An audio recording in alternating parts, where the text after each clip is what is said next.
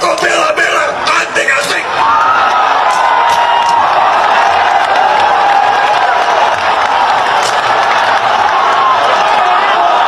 Saya sebagai kader PDI Perjuangan, saya akan tetap tegak lurus sesuai arahan Ibu Ketua Umum. Omongannya gedabrus, alah entut berut. Tenang saja Pak Prabowo. Wong ngomong kok mincla-mincli saenake udeli dhewe. Saya sudah ada di sini. Sombong amat. Halo, siang dulur. Oh ya dulur, aku mau tanya, kenapa sih Gibran di setiap debat di tempatnya mahasiswa di universitas, tiap undangan dia nggak pernah datang? Tahu kenapa? Kenapa dia siap langsung debat di tempatnya, langsung debat capres-cawapres yang akan datang?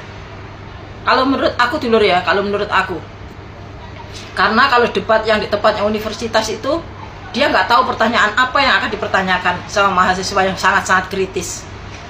Tapi kalau untuk debat yang langsung dari KPU, menurut aku nih, dia udah pasti tahu apa pertanyaannya dan dia sudah siap persiapkan apa jawabannya. Jadi jangan berharap lagi netralitas dari atas. Pakai akal. Kalau nggak pakai akal, dedel uteke.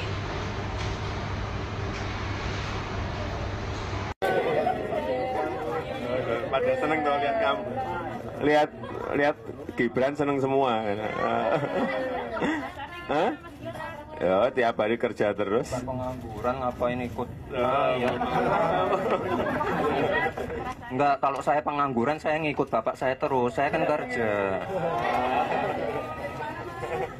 Kemarin kan di apa itu, di salah satu media itu saya dikatain apa? Anak haram toh, karena nggak pernah ikut kampanye. Nggak, kalian ke Solo, kalian lihat aktivitas saya kayak apa. Orang sibuk, orang punya pekerjaan. Pagi sampai pagi, lu bener ini, ini pagi sampai pagi kerjanya. Oke, sekian. Gibran Raka Buming Raka. Mbak penasaran nggak? Konsultan saya siapa? Nggak tahu. Semua orang menanyakan itu. Punya konsultan politik atau enggak? Bukan punya atau nggak siapa, nggak tahu ya, nggak ada yang tahu. Enggak, kenapa? Nggak, banyak yang menanyakan. Ya iya, kenapa? Sekarang ya aku tanya. Ya karena cara komunikasi saya nggak seperti orang biasa. Jadi siapa? Ya rahasia, kalau nggak tahu Ya ya terus udah. kenapa lu nyuruh gue nanya?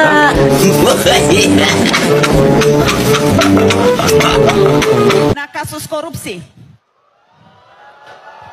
Dan 2 diantaranya, Pak, itu kader Anda. Pertanyaannya. Tunggu. Ada jawabannya. Saya belum nanya, Bapak udah siap jawab. Bapak, kenapa, Pak? Kenapa diloloskan, Pak? Aku mau jawab dulu. Kalau komitmen anti korupsi, Aku mau jawab dulu. kenapa ada 2 kader koruptor, Pak? Saya mau Mantan jawab. koruptor. Silakan.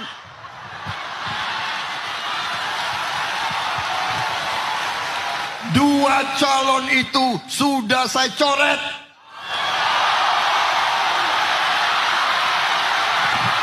Nah, sekarang ada mitos pemimpin gemoy gitu kan, bahwa seolah-olah pemimpin yang hobi joget, pemimpin yang menggemaskan, pemimpin yang lucu gitu kan, itulah yang harus layak kita pilih karena dia merupakan cerminan dari anak muda hari ini. Wah, jangan mau dibodohi gitu.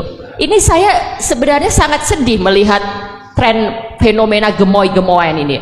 Dia merasa bahwa Gen Z itu orang yang tidak peduli pada gagasan. Jadi calon yang menonjolkan kegemoy-gemoyan menganggap anak-anak muda yang duduk di hadapan saya ini hanya peduli pada tampilan lucu-lucuan, viral-viralan. Tentu ini pembodohan dan penghinaan pada akal sehat kita, pada naluri kita. Jadi sekali lagi kita harus menolak itu. Bukan pemimpin gemoy yang kita butuhkan, tapi memang pemimpin yang bisa menghadirkan gagasan-gagasan untuk kemajuan kita. Kampanye itu nggak boleh bawa perasaan, tapi kampanye itu seharusnya pertarungan gagasan. Kampanye itu seharusnya pertarungan ide. Masih ingat sama kata-katanya Pak Jokowi? Nih kita tengok dulu ya video ini buat mengingatkan. Terlalu banyak dramanya, terlalu banyak drakornya, terlalu banyak sinetronnya. Sinetron yang kita lihat. Mestinya kan pertarungan gagasan. Mestinya pertarungan ide, bukan pertarungan perasaan. Jadi, katanya loh ya, katanya mestinya kampanye itu adalah pertarungan ide dan gagasan. Soal bagaimana membawa Indonesia menjadi lebih baik, lebih makmur, dan lebih demokratis. Tapi, apa yang jadi kenyataannya? Benarkah Pilpres kali ini dipenuhi dengan adu gagasan dan adu ide buat memakmurkan rakyat? Mas Ganjar dan Pak Anies terbukti banyak melempar gagasan dan ide buat bangsa ini.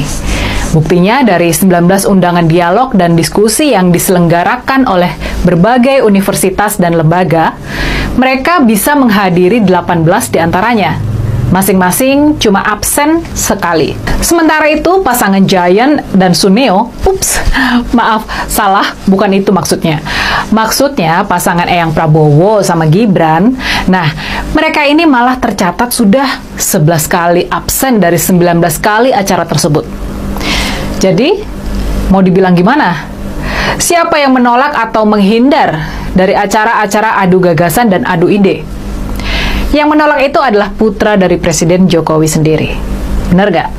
Dan parahnya lagi, nah ini parahnya. Parahnya Eyang Prabowo sama Gibran sekarang malah terjebak sama kampanye gimmick belaka. Kampanye gimmick yang menganggap Gen Z bodoh dan cuma suka joget-joget saja. Seolah-olah mereka ini nggak punya pemikiran dan aspirasi.